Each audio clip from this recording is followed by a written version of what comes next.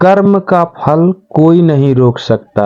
किसी ने बहुत सुंदर कहा है, किसी की चाल नहीं, सिर्फ कर्म और सही समय तय करते हैं किसे क्या मिलेगा। नमस्ते दोस्तों, मैं हूं आपका दोस्त। आज मैं आपको सुनाने जा रहा हूं एक नई प्रेरणादायक कहानी, एक ऐसे गुरु और शिष्य की जिनकी सोच ने सब कुछ बदल दिया। बहुत पुरानी बात है, एक राज्य था। उस राज्य का नाम था सत्यनगर। वहाँ एक बुजुर्ग आचार्य रहते थे। आचार्य का नाम था सुमेध नंद। वे अपने आश्रम में बच्चों को शिक्षा देते थे, लेकिन साथ ही राजा विक्रम देव के दरबार में भी सलाहकार थे। उनका ज्ञान अपार था, पर मन में थोड़ी महत्वाकांक्षा भी थी। एक दिन राजा बड़े चिंतित बैठे थे। आचार्य आए और बोले, महाराज, आज आप कुछ उदास लग रहे हैं। राजा ने कहा, आचार्य, मेरी बेटी राजकुमारी सायरा विवाह योग्य हो गई है,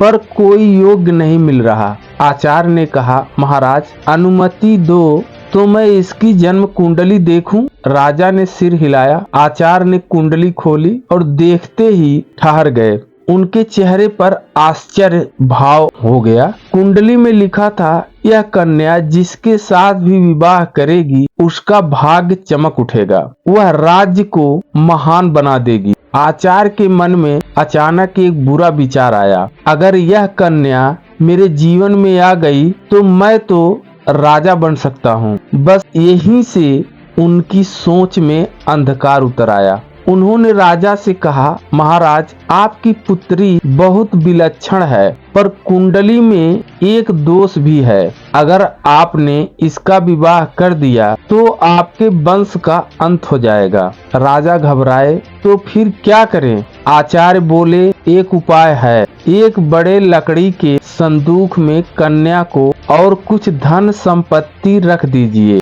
और उस संदूक को नदी में प्रवाहित कर दीजिए। जहाँ भाग्य होगा वहीं उसका ठिकाना बनेगा। राजा ने भारी मन से वैसा ही किया। सायरा रोती रही, लेकिन पिता की आज्ञा के आगे कुछ नहीं बोली। बक्सा नदी में बह निकला।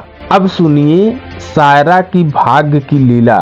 उस नदी के दूसरे किनारे एक युवक नाविक अर्जुन नाम का मछली पकड़ रहा था। उसकी जिंदगी बड़ी सादी थी, पर दिल साफ था। अचानक उसने देखा एक बड़ा बाघ उसकी नाव के पास आ रहा है। वह चौंक गया। धीरे से उसे खोला तो अंदर एक जीवित राजकुमारी बैठी थी। अर्जुन ने घबरा कर कहा, देवी, आप कौन हैं? ये क्या हुआ आपके साथ? सायरा ने सब सच बता दिया। अर्जुन ने बिना किसी स्वार्थ के कहा, आप चिंता न करें, मेरे घर चलिए, मैं आपकी रक्षा करूंगा। दिन बीते, दोनों एक दूसरे के गुणों से प्रभावित हुए और फिर विवाह हो गया, एक साधारण घर में, सादगी से। उधर आचार्य सुमेधानंद अपने आश्रम लौट आए। उन्होंने बच्चों से कहा, आज कोई पढ़ाई नहीं, नदी से एक बक्सा आने वाला है, उसे मेरे कक्ष में रख देना और दरवाजा बंद कर देना।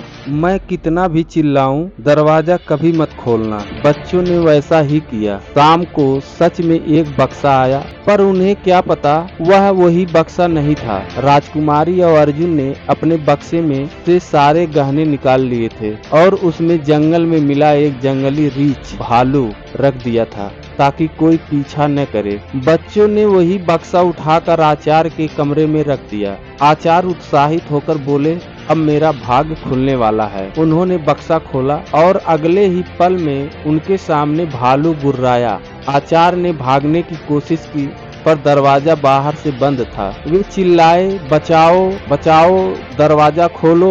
बच्चे बोले, गुरुजी, आपने कहा था कि चाहे कुछ भी हो जाए दरवाजा नहीं खोलना। आचार्य ने समझ गया यह भाग्य का न्याय है। उन्होंने अंतिम शब्दों में दीवार पर लिखा, लोभ ने मेरा अंत कर दिया और नियति ने अपना न्याय पूरा किया। कुछ साल बाद अर्जुन और सायरा की ख्याति पूरे राज्य में फैल गई। अर्जुन ने अपनी मेहनत और बुद्धिमानी से राजा की मदद की और राजा ने उन्हें सत्यनगर का उत्तराधिकारी बना दिया। राज्य समृद्ध हुआ और सबको एक सी। आचार्य की जगह अब अर्जुन न्याय के आचार्य कहलाए।